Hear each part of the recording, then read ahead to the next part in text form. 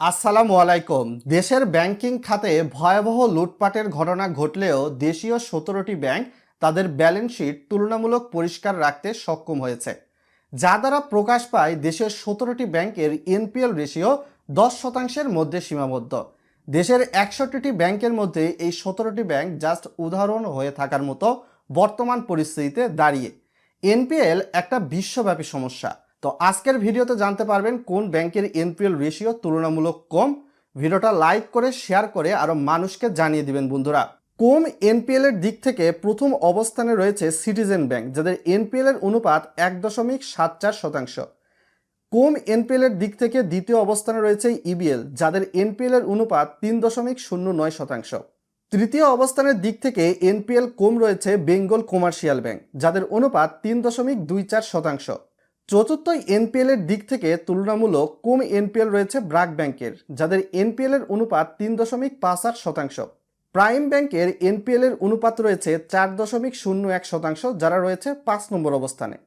ষষ্ঠ অবস্থানে রয়েছে সিটি ব্যাংক, যাদের এনপিএল এর পরিমাণ ৪.৭৬%। সপ্তম অবস্থানে রয়েছে মিডল্যান্ড ব্যাংক, যাদের এনপিএল এর পরিমাণ ৫.৪০%।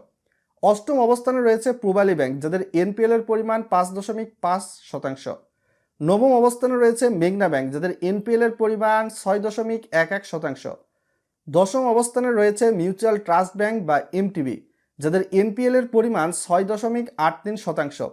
১১তম অবস্থানে রয়েছে কমিউনিটি ব্যাংক, যাদের এনপিএল এর পরিমাণ ৭.০৭%। ১২তম অবস্থানে রয়েছে শাহজালাল ইসলামী ব্যাংক, যাদের এনপিএল এর পরিমাণ ৭.৬৭%। ১৩তম অবস্থানে রয়েছে এনসিসি ব্যাংক, যাদের এনপিএল এর পরিমাণ ৮.৩১%। ১৪তম অবস্থানে রয়েছে ঢাকা ব্যাংক, যাদের এনপিএল এর পরিমাণ ৮.৪৪%। ১৫তম অবস্থানে রয়েছে উত্তরা ব্যাংক, যাদের এনপিএল এর পরিমাণ ৮.৯১%। ১৬তম অবস্থানে রয়েছে ট্রাস্ট ব্যাংক, যাদের এনপিএল এর পরিমাণ ৮.৯৫%। ১৭তম অবস্থানে রয়েছে যমুনা ব্যাংক, যাদের এনপিএল এর পরিমাণ ৯.০৬%। ১৫ই ডিসেম্বরের দ্য ডেইলি স্টারের প্রতিবেদন থেকে কিন্তু এই তথ্যটি নেওয়া হয়েছে। এনপিএল বলতে নন পারফর্মিং লোনকেই বোঝায়, সেই হিসাবে যা নির্ধারিত সময়সীমার মধ্যেও পরিশোধ করা হয়নি। নন পারফর্মিং ঋণের প্রভাব সাধারণত দেখা যায় এ ঋণ বৃদ্ধি পেলে একদিকে ব্যাংকের নতুন ঋণ প্রদান ক্ষমতা হ্রাস পায়, ফলে আমানতকারী এবং বিদেশি বিনিয়োগকারীদের আস্থা হ্রাস পায়। ফলস্বরূপ ব্যাংকের তহবিল খরচও বেড়ে যায় এবং মুনাফাও কমে যায়। কিছু ব্যাংকের এনপিএল ৯০% ক্রস করেছে, কিছু ব্যাংকের এনপিএল ৫০%-এর বেশি, যা ৭০% এর মধ্যে সীমাবদ্ধ রয়েছে। কিছু ব্যাংকের এনপিএল রেশিও আবার ২০ থেকে ৫০%, আবার কয়েকটা ব্যাংকের এনপিএল ১১ থেকে ২০-এর মধ্যে সীমাবদ্ধ। এখন আপনারা স্ক্রিনে দেখতে পাচ্ছেন যে ব্যাংকগুলোর এনপিএল বা খেলাফির রেশিও ১০%-এর বেশি। এই মুহূর্তে প্রথম আলো থেকে শুরু করে সমকাল, আমার দেশের নিউজ পেপারের সোর্স আপনাদেরকে দেখায় দিচ্ছি। এখানে আপনারা দেখতে পারবেন Union Bank, First Security Islami Bank, Global Islami Bank, Padma Bank, ICB Islami Bank, AB Bank, National Bank, Janata Bank, Bangladesh Commerce Bank, Basic Bank, Rupali bank.